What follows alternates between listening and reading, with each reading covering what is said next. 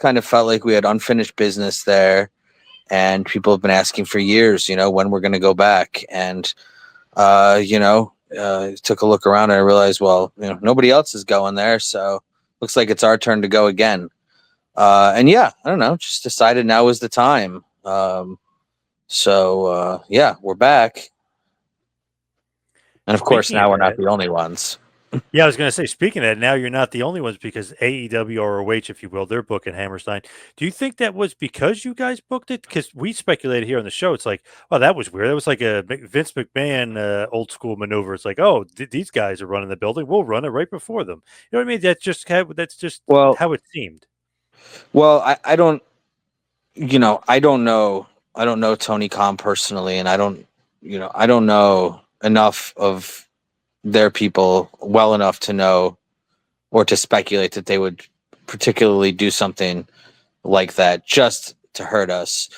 Now, with that being said, the traditional etiquette, would be there's a window, where you don't go to the same buildings. And should that window, exist? I mean, oftentimes, you could call it a unwritten rule, or in many cases, it's a written rule. And I'm sure most of the venues when AEW goes to venues, they probably have a rule written in that no other wrestling show can go there within 30 days or 60 days.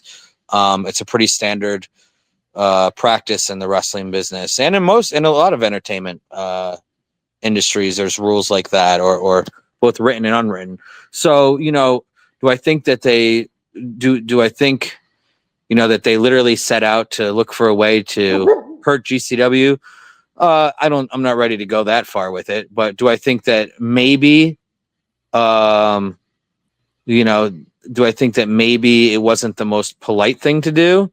Maybe. I mean, they are a billionaire company, with endless resources, and they run multiple television shows every week. So they have, they could run an event there anytime they wanted. They don't have to do it in December or January or whatever.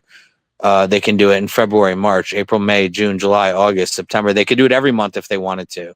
But they chose to do it in late December, which happens to be less than 30 days before we're there. So, I mean, it's not the most, it's not the greatest of circumstances for us. For the Hammerstein, we, like the first time you do something, first time you hit a market that's hot and sort of like pent up demand, things are going to move, uniqueness. And the second show is going to be more challenging. So, like, how do you feel about the ticket sales thus far? And like, for me, I'm thinking like, obviously you have an appealing hook, but like, I think it needs like a special match, like to really like push people over the edge to like buy those tickets. How do you think about all that?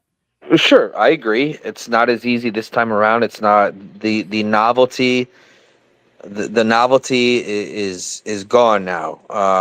Not just because we've already been there before, but now AEW just announced 3 days of shows there. So you now have 4 chances to see wrestling at the Hammerstein Ballroom in the next 2 months. So we're not the only game in town. And quite frankly, um, if you're a casual wrestling fan, if you're not a regular indie wrestling fan, or if you're just a casual, who's going to be more familiar to you? We have to make people buy tickets. And yeah, that's the game plan. We're working on it. We've got ideas.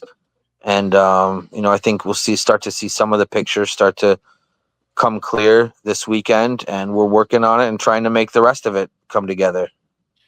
So years ago, something that kept me sort of like interested in the business, even when I got tired of watching it on television, was Ring of Honor, especially Kerry Silkin's Ring of Honor during that peak period, and they weren't afraid of like having the street team and being outside Madison Square Garden, to attract people to their shows at the Manhattan Center, the Hammerstein. Would you Yes. consider having a team outside the AEW Ring of Honor shows?